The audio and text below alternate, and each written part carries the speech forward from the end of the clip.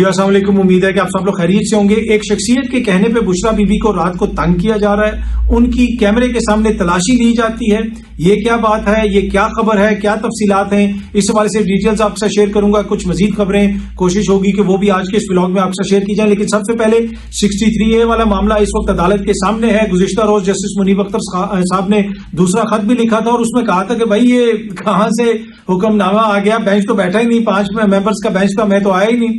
تو آج جناب صبح وہ کمیٹی بیٹھی، 2 ہم خیال جج صاحبان کی، جسٹس امین الدین صاحب کی اور قاضی فائز عیسیٰ صاحب کی، اور انہوں نے تیسرے ایک انڈیپینڈنٹ جج صاحب کو یعنی نعیم اختر افغان صاحب کو اس بینچ کا حصہ بنا دیا۔ تو ماضی میں بنتے تھے یہاں پہ ہم خیال بینچ، اب اچھی بات ہے کہ اب ہم خیال بینچ نہیں بنتے، تو اب بڑا ایک بینچ بن گیا ہے اور اس نے مقدمے کی سماعت بھی شروع کر دی۔ وہاں پہ بیرسٹر علی ظفر صاحب نے اعتراض بھی کیا کہ بینچ کی کس طرح تشکیل دی گئی ہے، اس کے اوپر انہیں کہا گیا کہ آپ کی بات ہم بعد میں سنیں گے۔ اور وہاں پہ فاروق ایچ نائک صاحب نے بھی جا کے حمایت کی کہ جناب یہ فیصلہ آنا چاہیے، اور وہ جو پہلے فیصلہ تھا عدالت کا جس کے تحت اگر کوئی شخص لوٹا ہوتا ہے تو اس کا ووٹ بھی کاؤنٹ نہیں ہوگا اور اس کو فارغ کر دیا جائے گا۔ پنجاب میں آپ کو یاد ہے کہ لوٹے فارغ ہوئے تھے اور اس وقت کچھ لوگوں نے شور مچایا تھا کہ جناب یہ دیکھیں آئین ری رائٹ ہو گیا۔ انہوں نے ایک تو اپنی جماعت کے خلاف ووٹ ڈالا، اس کے بعد جناب وہ جو ہے ووٹ کاؤنٹ نہیں ہوا، ان کو فارغ کیا گیا، پھر وہ عوام میں چلے گئے، پھر وہ دوبارہ 20 سیٹیں جو ہیں وہ عوام کے سامنے گئیں اور عوام نے ان کو جمہوری جوتے مارے۔ وہاں پہ کہا جا رہا تھا کہ بڑے بڑے دانشور کہتے تھے کہ 16 سیٹیں جو ہیں وہ نون لیگ جیت جائے گی۔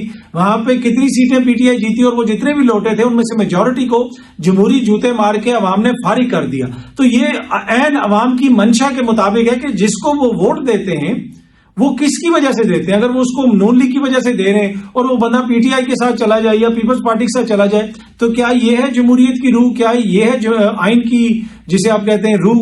تو یہ وہ حاصل کرنا چاہتے ہیں اس وقت کہ جناب کہ وہ ووٹ کاؤنٹ ہو، کیونکہ انہوں نے وہ آئینی ترمیم کرنی ہے اور اس کے ذریعے بلاول صاحب کہتے ہیں کہ جناب ہم نے آئینی عدالت بنانی ہے۔ وہ آئینی عدالت یا پھر یہ آئینی ترمیم نہیں ہے، یہ بنیادی طور پہ آئین کی آخری رسومات ادا کر رہے ہیں یہ لوگ، اور وہ جو آئینی عدالت بنے گی وہ آئین کا مقبرہ ہوگا جہاں پہ آئین کی لاش کو دفن کیا جائے گا، جہاں پہ جمہوریت کی لاش کو دفن کیا جائے گا، جہاں پہ عدلیہ کی آزادی کو دفن کیا جائے گا، جہاں پہ اس ملک کے لوگوں کے جو ڈیموکریٹک رائٹس ہیں ان کو دفن کیا جائے گا۔ تو اس وقت جو ہم دیکھ رہے ہیں وہ آئین کی، جمہوریت کی، جمہوری رائٹس کی، جو آپ کے فنڈامنٹل رائٹس ہیں ان کی آخری رسومات ہم دیکھ رہے ہیں، اور ان رسومات کو لیڈ کر رہی ہے پاکستان پیپلز پارٹی اور ان کے اتحادی نون لیگ اور دیگر جو دوست اس وقت ان کے ساتھ ہیں حکومت کے اندر، یہ سارے مل کے آئین کے ساتھ یہ کر رہے ہیں۔ اچھا، اب اگر ان کو اجازت مل جاتی ہے تو یہ پی ٹی آئی کے بندے توڑیں گے اگر عدالت سے اس قسم کا فیصلہ آ جاتا ہے۔ آج جو حکم نامہ لکھوایا گیا ہے وہاں پہ چیف جسٹس صاحب کی جانب سے، اس میں یہ بھی پوچھا گیا کہ جو مغربی ممالک ہیں ان میں انحراف کے حوالے سے کیا ہے، مطلب کہ اگر کوئی بندہ اپنی جماعت کے خلاف ووٹ دیتا ہے تو وہاں پہ کیا ہے۔ ماضی میں اسی عدالت کے اندر ہم نے اس طرح کے ریمارکس سنے کہ ہمیں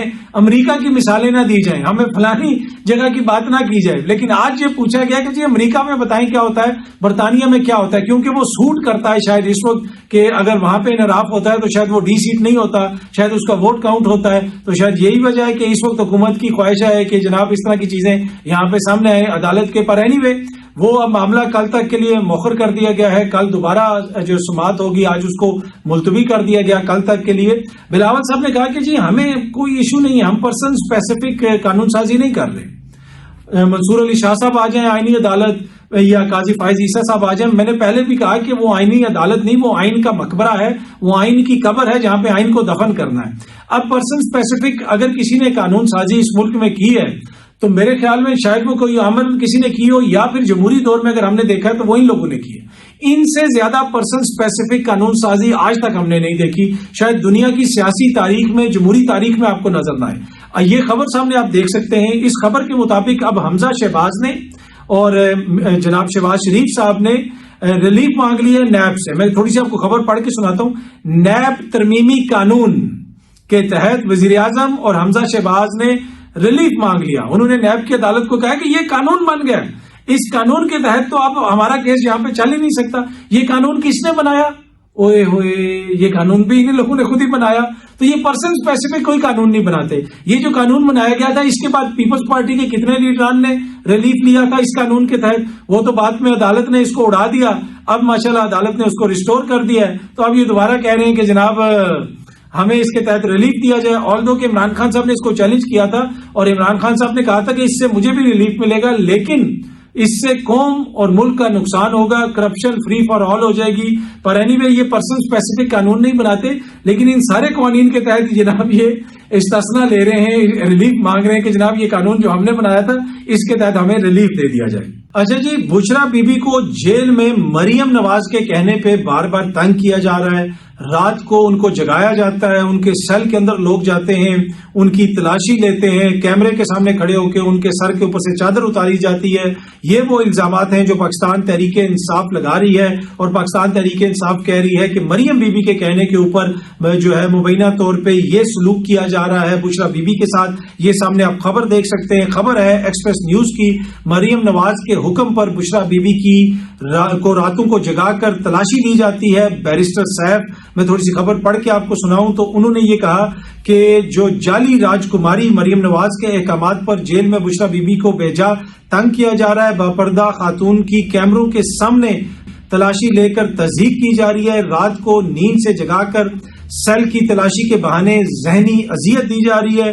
انہیں راتوں کو جگا کر بالوں کی تلاشی بھی لی جا رہی ہے. ان کو جگاتے ہیں اور ان کے بالوں کی تلاشی لی جاتی ہے. یہ کل ایک اور دو جو ان کے لیڈران ہیں انہوں نے بھی یہ بتایا. اچھا، انہوں نے یہ بھی بتایا کہ جی بشرا بی بی کے ذریعے یہ لوگ عمران خان صاحب کو توڑنے کی کوشش کر رہے ہیں. بشرا بی بی عمران خان کے ساتھ ڈٹ کے کھڑی ہیں اور عمران خان کی طاقت بنی ہوئی ہیں.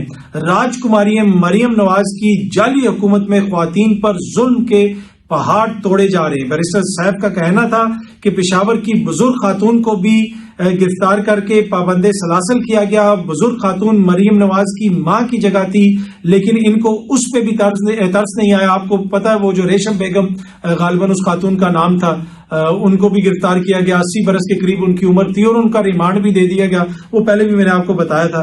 تو پاکستان تحریک انصاف اب یہ کہہ رہی ہے اور بار بار یہ کہہ رہی ہے کہ بشرا بی بی کو جیل میں تنگ کیا جا رہا ہے عمران خان کو توڑنے کے لیے، اور یہ سب کچھ جو ہے مریم بی بی کے کہنے پہ کیا جا رہا ہے. یہ ساری خبر کی تفصیل ایکسپریس نیوز پہ لگی ہوئی ہے، آپ وہاں پہ جا کے اس کو پڑھ سکتے ہیں. اچھا جی، علی امین صاحب کی آج عمران خان صاحب سے ملاقات ہو رہی ہے جیل میں. عمران خان صاحب ان کو تھوڑا سا بتائیں گے کہ احتجاج کیسے کرنا ہے اور احتجاج کے حوالے سے ہی ان سے بات ہوگی. عمران خان نے علی امین کو بڑا چن کے لگایا ہے اور عمران خان کی چوائس ہے علی امین. علی امین کچھ دیر تو ادھر ادھر چلے گا، کسی کی ہو سکتا ہے بات بھی وہ مان لے، کوئی تھوڑا بہت کمپرومائز بھی کر لے، لیکن اگر علی امین نہ ہوتا، علی امین کی جگہ اگر بیرسٹر گوہر جیسا کوئی وزیر اعلیٰ ہوتا تو ابھی تو پوری خیبر پختونخوا کی حکومت نیچے لگی ہونی تھی اس وقت جو ہے وفاق کے. تو علی امین کی ایک پرسنالٹی ایسی ہے کہ اس کو آپ زیادہ دیر دبا کے نہیں رکھ سکتے، اور جس طرح پھر وہ ریئیکشن دیتا ہے پھر وہ آٹومیٹک ایک چین ریئیکشن ہوگا کہ وہ چیزیں پھر جو ہے وہ اس طرح مینج نہیں ہو سکیں گی. اور اسی وجہ سے عمران خان صاحب نے علی امین کو وہاں پہ لگایا ہوا ہے، اور علی امین کو دوبارہ انہوں نے یہی کہا ہے کہ آج کی بھی جو میٹنگ ان کی ہو رہی ہے اس میں جو پارٹی کے ذرائع ہیں وہ یہی بتا رہے ہیں کہ علی امین کو یہی کہا جائے گا کہ آپ نے احتجاج کرنا ہے، اسلام آباد میں بھی احتجاج ہو، میاں والی میں بھی ہو، ہر جگہ پہ ہو. ادھر دوسری جانب پنجاب حکومت جس شہر میں احتجاج کی بات ہوتی ہے، جلسے کی بات ہوتی ہے، وہ دفعہ 144 لگا دیتے ہیں، اور ساتھ ساتھ یہ بھی یہ کہتے ہیں جی پرسن اسپیسیفک یہاں پہ کچھ نہیں ہوتا، ایونٹ اسپیسیفک یہاں پہ کچھ نہیں ہوتا، پر یہاں پہ سب کچھ ہو رہا ہی پرسن اسپیسیفک ہے. اس ملک میں جو آئینی عدالت بھی بنائی جا رہی ہے، اس حد تک تو میں بالکل جو ہے مانتا ہوں کہ قاضی فائز عیسیٰ صاحب کو ذہن میں رکھ کے یا ان کے لیے نہیں بنائی جا رہی. اصل میں اس ملک میں جو بھی قانون سازی ہو رہی ہے وہ عمران خان کو ذہن میں رکھ کے بنائی جا رہی ہے، وہ پرسن اسپیسیفک ہے عمران خان کے لیے. ان کے ذہن میں عمران خان ہے اور اس وجہ سے یہ وہ آئینی عدالت بنانا چاہتے ہیں، اور وہاں پہ پھر یہ چاہتے ہیں کہ قاضی فائز عیسیٰ صاحب کو بٹھایا جائے یا کسی اور کو بٹھایا جائے. تو پرسن اسپیسیفک تو ہو رہی ہے، اور وہ پرسن اس پرسن کا نام ہے عمران خان. اسی کے لیے یہ سب کچھ کر رہے ہیں، چاہے یہ پارلیمنٹ کے اندر کر رہے ہیں، عدالت میں کر رہے ہیں یا کسی اور جگہ پہ کر رہے ہیں. اچھا جی، آخر میں ایک اور چیز آپ سے شیئر کرنی ہے. خواجہ سعد رفیق صاحب جو ہیں انہوں نے ایک بات کہی ہے. انہوں نے کہا کہ اس طرح جمہوریت نہیں چل سکتی، خوشامدی آگے پیچھے کٹے ہو جاتے ہیں، اور جناب خوشامدیوں کا ٹولہ لیڈران کے آگے پیچھے ہوتا ہے، اور جو ارب پتی لوگ ہیں ان کے بل بوتوں کے اوپر جمہوریت نہیں چلائی جا سکتی. انہوں نے کافی ہمارے جمہوریت کی جو فلاز ہیں اس پہ بات کی ہے. میرے خیال میں شاید ہی کوئی ان سے ڈس ایگری کرے کہ ایسے تو جمہوریت نہیں چل سکتی کہ خاندانی یہ جماعتیں بنی ہوئی ہیں، جن لوگوں کے 40 50 سال کے سیاسی تجربے ہیں وہ کل کے بچے اور بچیوں کے پیچھے آ کے ہاتھ باندھ کے کھڑے ہو جاتے ہیں. تو ایسے تو جمہوریت نہیں چل سکتی. اس کی کیا وجہ؟ یہ بڑا سوال یہ اٹھا رہے ہیں خواجہ سعد رفیق صاحب. اور خواجہ سعد رفیق صاحب ایک جینوئن پولیٹیکل ورکر ہیں، ابدی جماعت کے ساتھ مخلص ہیں، اور اس وجہ سے انتہائی قابل احترام ہے. جنرلی میں ان کی ریسپیکٹ کرتا ہوں, he makes a lot of sense جب وہ بات کرتے ہیں, لیکن ایٹ دا سیم ٹائم خواجہ صاحب یہ جو کوشچن آپ اٹھا رہے ہیں, اس کوشچن کا جواب بھی آپ کے پاس ہے, اس کوشچن کا جواب بھی آپ کے پاس ہے, اس چیز کو ختم کرنے کا اختیار بھی آپ کے پاس ہے. جب آپ نے ٹی وی پہ کہا تھا کہ مریم میری چھوٹی بہن ہے, میری لیڈر نہیں ہے, تو صاحب نے کہا کہ آپ نے بڑی اچھی بات کی ہے. پر آپ سے جب ٹی وی پہ پوچھا گیا ایک پروگرام میں کہ حمزہ کیوں بنے, مریم کیوں بنے وزیر اعلیٰ, آپ کیوں نہیں بن سکتے, تو انہوں نے کہا کہ میں اس سوال کا جواب نہیں دے سکتا.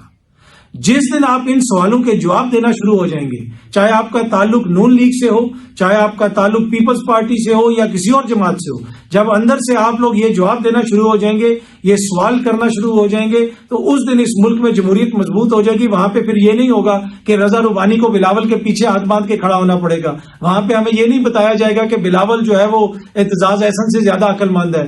وہاں پہ ہمیں یہ نہیں بتایا جائے گا کہ اے این پی میں جتنے بھی لیڈران ہیں جن کی عمریں گزر گئیں, جنہوں نے اپنی زندگیاں دے دی اے این پی کو, ان میں سے کوئی بھی اس قابل نہیں ہے کہ وہ اے این پی کی سربراہی سنبھال سکے. وہاں پہ بھی اسی خاندان کا ایک صاحبزادہ ہی آگے آئے گا, وہی نظام کو چلائے گا. تو یہ وہ ساری چیزیں ہیں جن کو آپ لوگوں نے ختم کرنا ہے. جب آپ لوگ ان سوالوں کے جواب دینے شروع ہو جائیں گے, جب کوئی آپ سے پوچھے گا کہ مریم کیوں وزیر اعلیٰ, جب آپ آگے سے بتائیں گے ہاں غلط بات ہے, ایسا نہیں ہونا چاہیے. پنجاب میں بہت سارے لوگ ایسے لیڈران ہیں نون لیگ کے جن کا تجربہ زیادہ ہے, جن کی قربانیاں زیادہ ہیں, ان کو بننا چاہیے. جن کی جسے آپ کہہ سکتے ہیں پولیٹیکل انڈرسٹینڈنگ زیادہ ہے, جو آ کے یہاں پہ چیزوں کو بہتر طریقے سے چلا سکتے ہیں. تو اگر اس چیز کا کوئی حل ہے, اگر اس چیز کا کوئی جواب ہے, جو سوال آپ اٹھا رہے ہیں, تو وہ جواب بھی آپ کے پاس ہے اور حل بھی آپ کے پاس ہے. بہت جلدی آپ سب دوستوں سے دوبارہ ملاقات ہوگی. Thank you very much.